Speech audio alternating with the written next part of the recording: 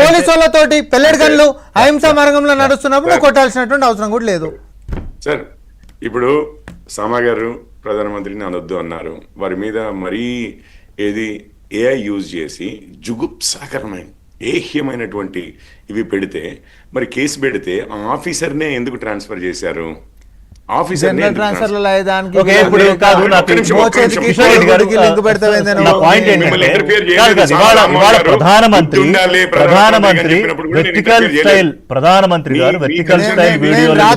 కాదు, నేను రాత్రి కంప్లైంట్ పెట్టగానే సూర్యుడు ఎందుకు వచ్చింది అన్నట్టుంది. మాట్లాడివ్వండి. అదే సమయంలో రాహుల్ గాంధీ మీద పెట్టినందుకు కర్ణాటకలో 3 కేసులు ఫైల్ అవుతాయండి. రేవంత్ రెడ్డి గారిని అన్నందుకు పక్క రాష్ట్రం నుంచి ఏదో పాత వీడియోలు తీసుకుని కూడా తీసుకొచ్చి అరెస్ట్ చేసి ఇక్కడికి తీసుకొస్తారు. ఇది వీరి ద్వంద్వ నీతి అందరికీ చాలా స్పష్టంగా చెప్పిన. నెహ్రూ గారిని చేస్తున్నారు, సొంత ఆడవాళ్ళతో తిరుగుతున్నారని చెప్పి రాజకీయంగా కాంగ్రెస్ ఏ పరిస్థితుల్లో ఉందో చూడండి. కాదు నాది ఇప్పుడు కాంగ్రెస్ బీజేపీ మిమ్మల్ని రాజకీయంగా కాదు, నా బిజినెస్ కాంగ్రెస్ వర్సెస్ బీజేపీ కాదు కిషోర్ రెడ్డి గారు, ప్లీజ్. సిజేపీ ఉద్యమాలు ఇంకా తీవ్రతరం చేస్తాం, మిగతా వాళ్ళతో కలుస్తాం, అవసరమైతే ప్రభుత్వాన్ని మార్చేస్తామనే స్థాయికి వచ్చింది. దానికోసమే ప్రధానమంత్రి ఇవాళ యూత్ ని కనెక్ట్ అయ్యే ప్రయత్నం చేస్తున్నారు. అంతే నా ప్రశ్న. అంతే. దీప్కే ఒక మాట అన్నాడు కిషోర్ రెడ్డి గారు, మీకు కూడా మంచిదే. దీప్కే అనేటటువంటి వ్యక్తి ఒక మాట అన్నాడు, ఇట్లాంటి మాటలు మాట్లాడితే తప్పైంది అని అన్నాడు. ఇట్లాంటి మాటలు కిషోర్ రెడ్డి గారు ఒక సెకండ్, దీప్కే ఒక మాట అన్నాడు, దీప్కే ఒక మాట అన్నాడు,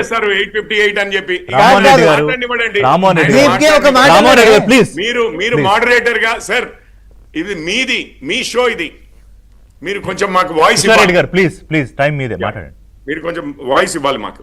సో ఇప్పుడు ఇంతకుముందు ఇది సింపుల్ సార్, నేను ఫస్ట్ డే నుంచి ఇదే చెప్తున్నాను. నిజంగా ప్రతిపక్షాలు ప్రజలని రిప్రజెంట్ చేయగలిగే ఉంటే మీకు ఒక మీమ్ లాంటి పార్టీ వచ్చి దానికి ఇదే హోప్ మాకు అని చెప్పి 2 కోట్ల మంది ఆన్లైన్లో ఒకటే రోజు జాయిన్ అయ్యేవారు కాదు. నేను నిజంగా చెప్తున్నాను. మేము అధికార పక్షంలో ఉన్నాము, మావి తప్పులు జరుగుతాయి, ప్రతి మనిషితో తప్పులు జరుగుతాయి. కిషోర్ రెడ్డి గారు, మీరు కాంట్రడిక్షన్ ఏంటంటే టైం ఎక్కువ. అందుకనే రాహుల్ గాంధీ గారు పేరెత్తారండి.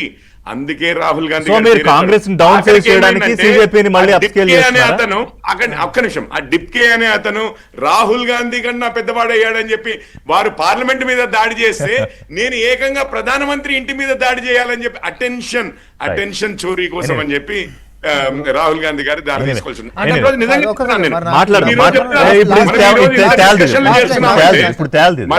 ఇంత డిస్కషన్లు చేస్తున్నామంటే యువకుల గురించి చేస్తున్నాము, సిజేపీ గురించి చేస్తున్నాము.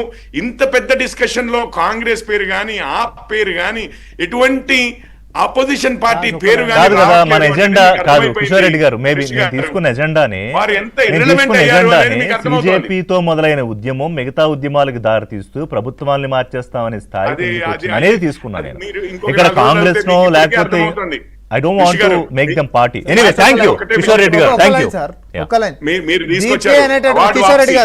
దీప్కే అనేటటువంటి వ్యక్తి అట్లా మాట్లాడితే తప్పేముంది? థ్యాంక్ యూ రామోహన్ రెడ్డి గారు, పుల్లారావు గారు, థ్యాంక్ యూ కిషోర్ రెడ్డి గారు, థ్యాంక్ యూ.